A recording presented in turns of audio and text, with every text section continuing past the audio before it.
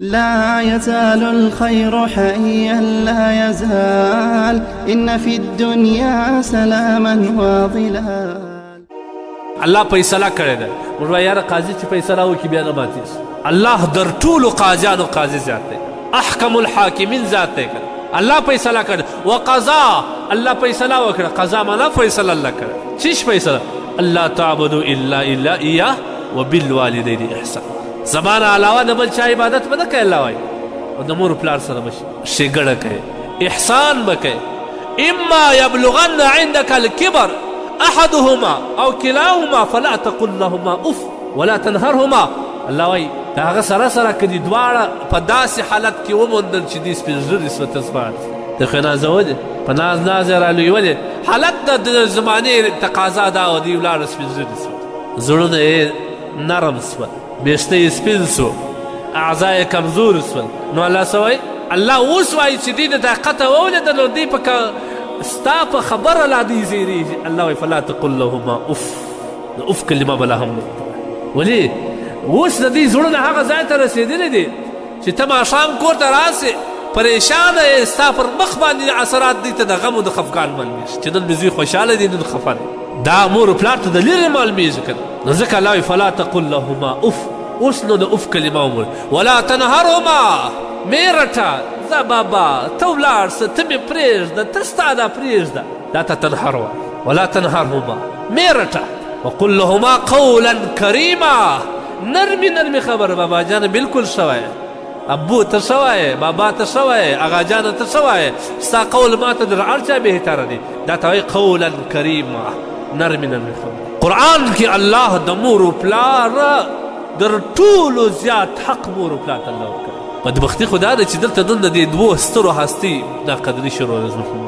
ما درته ویل در هغه ساعته معاشره نه سمیږي، کور او کول نه سمیږي، کلی علاقه نه سمیږي، محله و ولسوالي و ولایت و وطن و نړۍ نه سمیږي تر څو چې د الله دغه درې آیتونه تا په خپل زندګي کې نه عملي کړي. هغه ساعته قسم دې به خدای که پر زندګي خوند واخلي.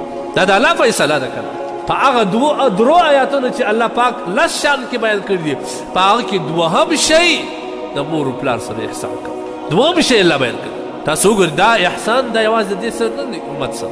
ابراهیم علیه الصلاة والسلام خپل بابا چې هغه کافر و، بتراش و، لیکن په څومره نرمه لهجه باندې ورته یا ابتې لم تعبد ما لم یسمع ولا یبصر.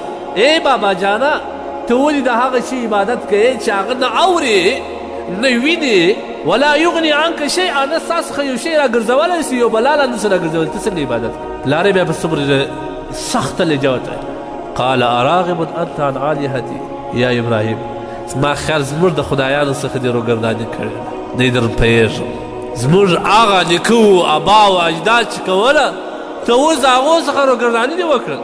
لیکن ابراهیم علیه السلام څومره په نرمه لهجه. ګوره قرآن کې الله څلور ډول وایي وقضا ربک الا تعبدوا الا ایاه وبالوالدین احسان.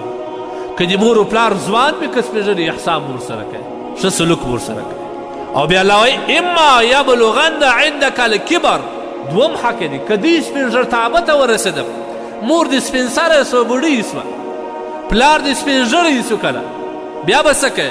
فلا تقل لهما اف، په خوله کې به قول خبره کوي، په خوله کې به ډېر احتیاط کوي، چېرته داسې خبره ونه کړي چې مور و پلار د څه ځای ځکه زموږ کتابونه لیکي چې هر څومره زحمت در باندې تېر سوی دی ماښام بیا مور و پلار ته نه وایي ته خو بیده سوې، د هغه زحمت سره فخرار یې بیده، ستا پلار ستا مور ټوله شپه په ویښو تېره کړه چې اخ زما د زوی سره نن څنګه عمل کوي. دا د مور و پلار دغه دی که نه احسان دی.